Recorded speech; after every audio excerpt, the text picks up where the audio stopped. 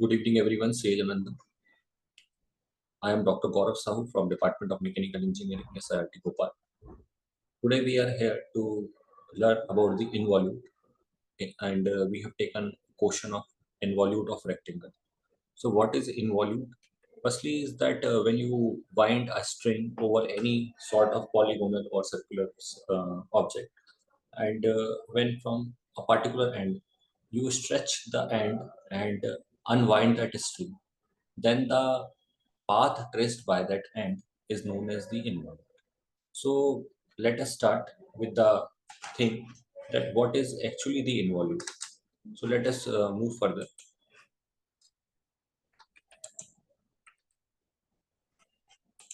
Here it is a question is that there is a rectangle of dimension 30 into 20 and we have to draw the involute of that rectangle.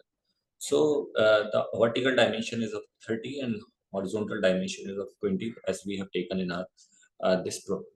So, dear students, I already said to you that whensoever we used to wind a string over any object and from any particular end, let us suppose that the end may be anything. Okay.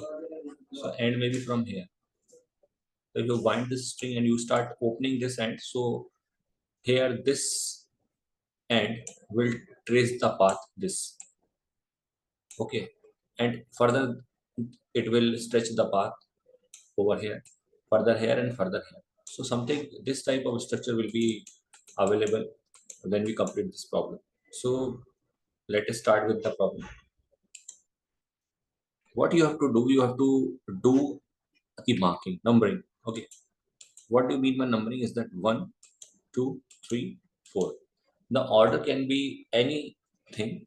Is that from one can be here, here or here.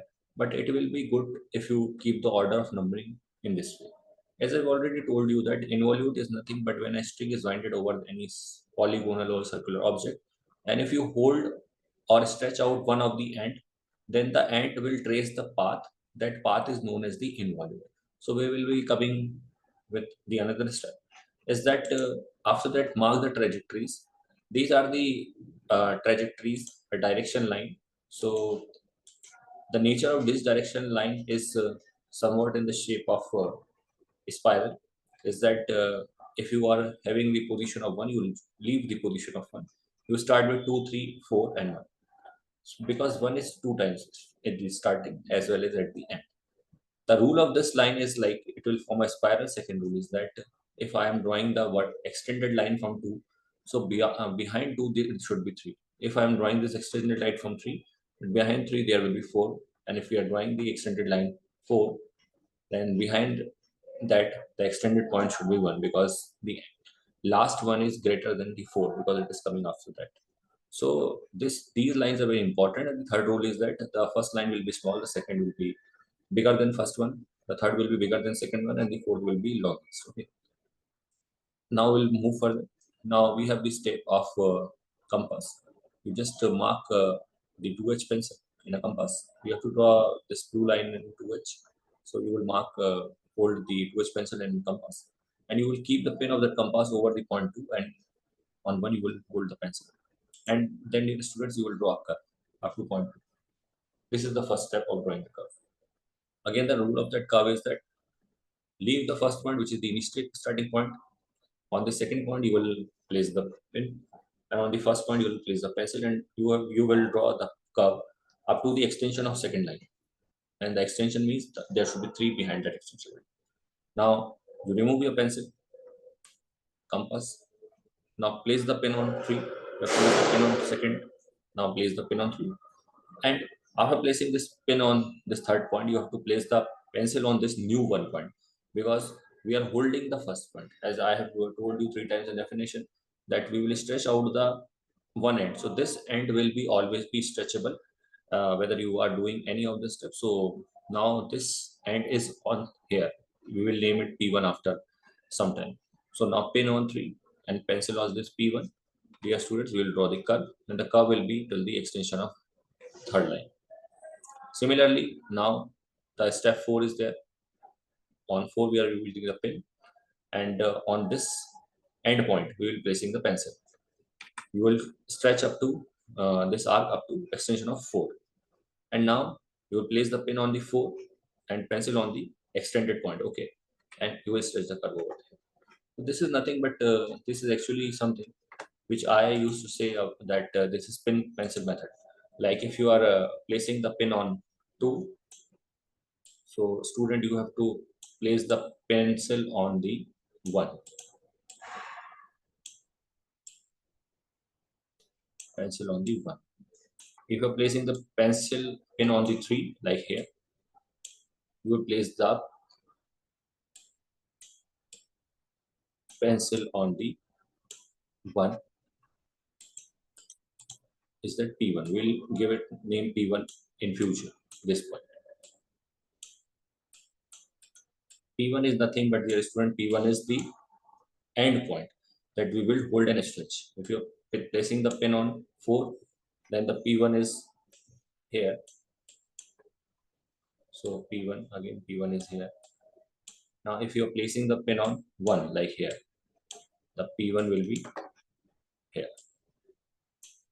So dear students, this is nothing but this is the pin pencil method which I used to deliver when I'm taking the class to you. So this is a pin pencil method. So you will extract out this curve, and this curve is, dear student, nothing. This is the involute. Involute is nothing but involute is a path traced by the end which will be stretched and unwinded from the surface of the polygon. So this is the path. But now, as we know that we have stretched the part that is known as P1, so we will mark P1. Okay. Now, a very important task is that we have to also mark the fold, because here, if I'll say that we have opened one side, it is side of 20. But here, dear students, we have opened two sides. One is of 20 and another is of 30. So the smaller side will be in the forward direction. So we have marked the P2. Now again, in the third step, the smaller side will be here and the midpoint will be in the middle. So we'll see that P3 will be here. So the midpoint is the 30 will come in between, and this is 20, but will coming in the last. Now the first part is the small will be coming in the in front. Middle part 30 mm will be coming at the back. After that, this part will be coming here, a smaller one, and at the last you will be getting this point over here. So in this case, dear students, it is very important to know that at which position the bigger side will be there and on which position the shorter side will be over here. So you can easily figure out all the things like I'm marking here. So you can easily see that this region is that this region is of smaller and this region is of bigger, and this region is of again smaller, and this region is of big. So in case of rectangle, it is very important to know what are the big position and what are the small position. And dear student, final, you will do the dimensioning, and here the dimensioning will be this line, and this line is nothing but the perimeter of your object. Whatsoever the perimeter of object will be there, the line will mark over here. So this is the all about the involute, and the same phenomena is that pin pencil method which I have rectified just now. And about this thing, it is very essential in all kind of polygons. In regular polygons like hexagon and pentagon, this kind of unequal gapping are not there. So there will be equal gappings like square. All the sides are equal. So this is all about the in involute. And thank you very much.